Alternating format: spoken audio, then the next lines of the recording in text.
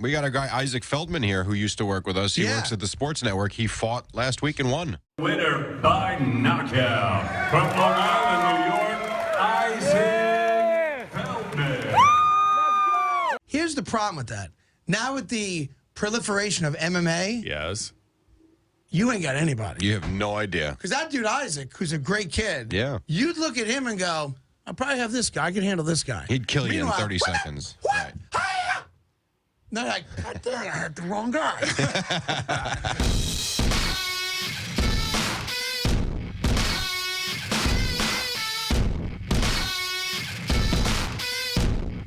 Welcome to the IkeTagon.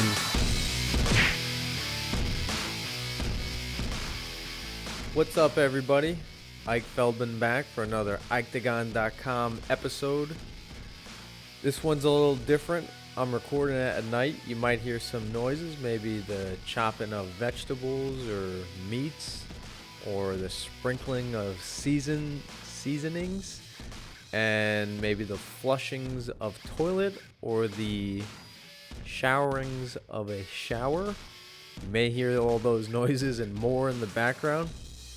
My wife is home. I usually record this right before she gets home so she doesn't hear all this weirdness. She actually ran into the other room so she wouldn't be a part of this. She actually thought I was going to drag her into this episode, which she doesn't know nada about current events in the mixed martial arts world, so I'll keep her far away. She could stay in the kitchen. Stay in the kitchen. I'm just kidding. I'm not chauvinistic. Chauvinistic? That's not even a word. I'm not a chauvinist. I'm extremely No, I'm not. See, she's already involved. So anyway, thank you guys for the downloads, the Mind, Body, Soul podcast, the MMA Mavericks podcast with Mike Strzok and I, or Mike and Ike. Everything's going well. We actually got our first sponsor, Puma. Just kidding. They should be sponsored, but since they're not, I'm going to cover up their symbol on the shirt. They are not sponsoring the IkeTagon. Still working on my coffee sponsorship, but we have a real sponsorship on the MMA Mavericks called Simply Safe. If you're not a UFC fighter, if you don't know any of the arts, get Simply Safe. I believe it's for only 50 cents a day. That's pretty cheap for home security and for the what is it? The peace of mind for 50 cents a day. So get Simply Safe. Moving on. The coronavirus, the CVD_19 or -19, whatever the medical term is, the virus that is now worldwide has struck or crossed over into the sports world. The NBA season has shut down. I believe the MLB season, they're going to postpone. And now the UFC, it's reached all the way to the mixed martial arts world. One championship, an Asian-based or Singapore-based fight league.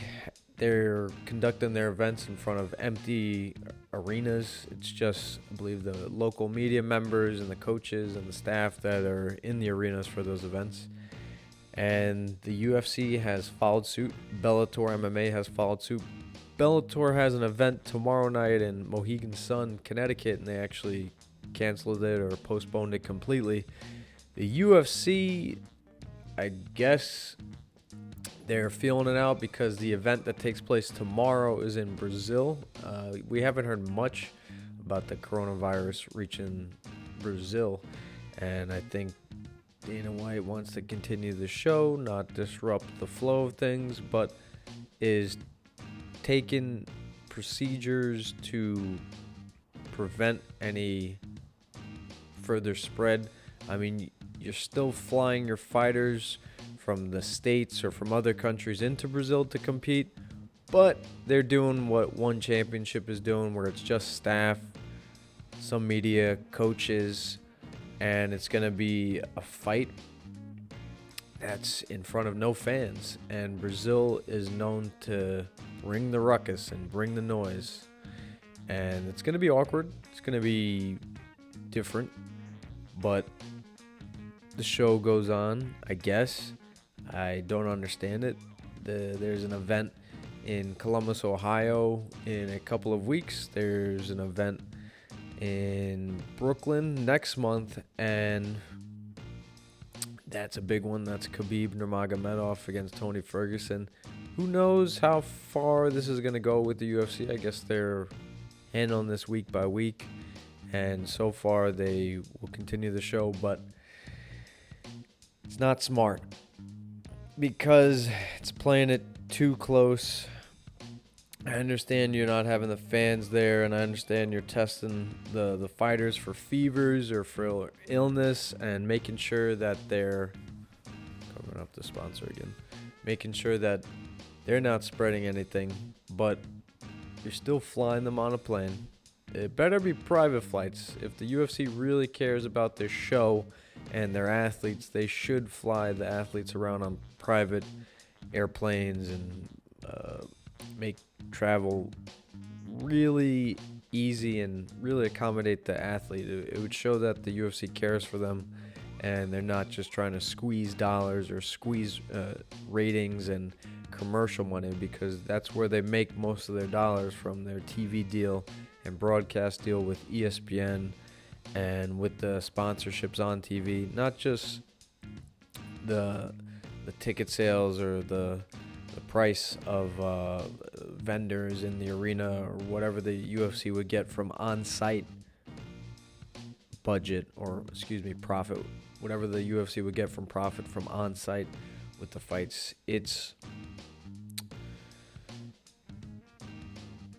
They know what they're doing, and Dana White has been, just like every other big business executive, at times very greedy. And it's scary because the fighter's safety should be the number one precaution. The NBA is not continuing their season for a reason. It has affected some of their players and their teams and the leagues, and they want to respect the virus and not try to squeeze out a couple of more dollars. I guess they could do what the UFC does, where they continue the season with no fans.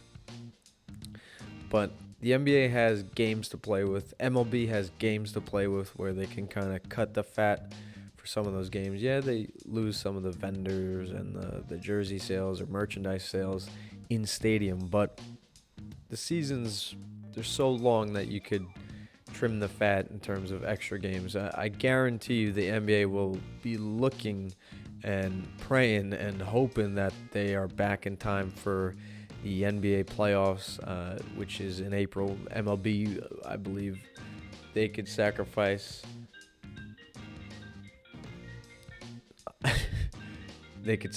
games. So I mentioned that you might hear noises with the chopping board, the toilet, or somebody running in the background. What do you know? It's a phone call. That should have been the number one on the list. If there was a family feud, there's a family feud for what noises you would hear in the background of a recording. A telephone chime or ring would probably be the top two.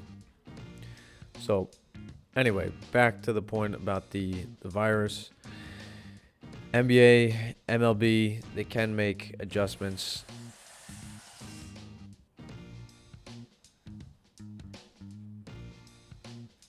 Thanks, love. Can't wait to eat.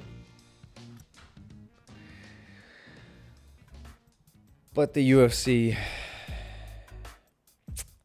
they have less games to play with, I guess. Less events to play with. I guarantee you the NFL would probably do the same thing. They would play games in front of empty stadiums. Just have the staff, coaches, players, maybe family members, as long as they're vetted and cleared. But I could see the NFL copying the UFC's style and just broadcasting in front of no fans, but keeping the TV dollars, because that's where it's at. And MLB in NBA, it's cheaper because there's 80 games or 82 games in the NBA, and there's 162 games in baseball. And cut that in half, that's the UFC. They have about 40 events a year. The NFL has even less. With the playoffs, they have about 21 weeks or events per year. So it sucks because money is still the cash cow that makes the world go round. And I don't know if it would be Dana White or Roger Goodell getting sick, or one of their elite athletes, a Tom Brady or Conor McGregor, getting sick, that things would get shut down. And I figure that's a very likely outcome if one of their athletes or one of the high-level executives got sick, that they would shut things down. But hopefully everybody smart, cautious, careful, strategic, aware of their surroundings. Be aware what you're touching. Wash your hands. I'm running a load of laundry in between recording this episode. I'm washing my jacket. I usually wash it maybe once every other year, but I've washed it twice this winter, and I'm gonna wear a mask, gloves. I'm gonna be that guy. There's no shame in being extra precautious, because it wouldn't be worth it to get sick. The symptoms are awful, and it's scary. If you're a UFC fighter, you're cutting a lot of weight, your immune system's already diminished from depleting yourself of vitamins, water, dehydrating yourself. Your body's eating itself, so you are extremely vulnerable to any virus or any germ or any bacteria. And I don't know if that was on the back of Kevin Lee's mind. Kevin Lee, who is the co-headliner along with Charles Oliveira in Brazil. This is back to the Brazil card. Kevin Lee has had weight cutting issues in the past. He's missed weight, I believe, once, at least once, maybe twice. And 2 for 2. I don't know if you guys can hear that, but my phone is just going. It's going to vibrate off the ledge right now. Yep. Nope. I'm not moving. So, yeah. A phone ring would be the number one thing on a Family Feud of what could possibly go off in the background of a recording in somebody's apartment. So, yeah, Kevin Lee missed weight by 2.5 pounds, weighed in at 158 and 1/2 pound, and he missed weight by 2.5. It's supposed to be, the limit is 156, and his opponent, Charles Oliveira, has made weight easily. Charles Oliveira is the co-owner of the most submissions in UFC history, with Damian Maia, another Brazilian. And if Charles Oliveira gets this win over Kevin Lee, that would be astonishing and the biggest win of his career, and he could be 2 more fights from a title. I think he's going to miss the wave of the Khabibs and the Connors, but Charles Oliveira, if he beats Kevin Lee, or vice versa, if Kevin Lee beats Charles Oliveira, a big fight between a Cowboy Cerrone or a Justin Gaethje, Dustin Poirier, Dan Hooker, Tony Ferguson is on the horizon. So this is a huge fight, and it's in the midst of a world crisis, and there's a lot of pressure on these fighters. Kevin Lee is the first to blink by not making weight, but let's see if he can make up for it with a great performance tomorrow in Brazil, and I'll tune in. I've been kind of out of the picks flow. I don't know. I haven't been It's not bad to enjoy the events without having a dog in the fight or rooting against the fighter because you picked the other guy. But it's been nice to just go in, may the best man win or woman, and come out with great storylines and kind of a neutral talking point. So that's it. IkeTagon number 14 in the books. Thank you guys for tuning in. And thank you guys for the downloads and subscriptions of the Mind, Body, Soul podcast. Mind, Body, Soul. And the MMA Mavericks podcast with Mike Straka. Really appreciate it. We have big guests already. Have big guests coming next week. And hopefully this virus gets dwindled down to nothing and everybody can breathe. This is for everybody who wanted their life to be a Netflix show or an action show. Here you go, people. Here's your crisis.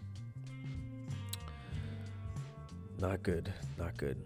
But I hope everybody's staying clean, staying calm, staying cool. We'll get past this collectively. I believe it.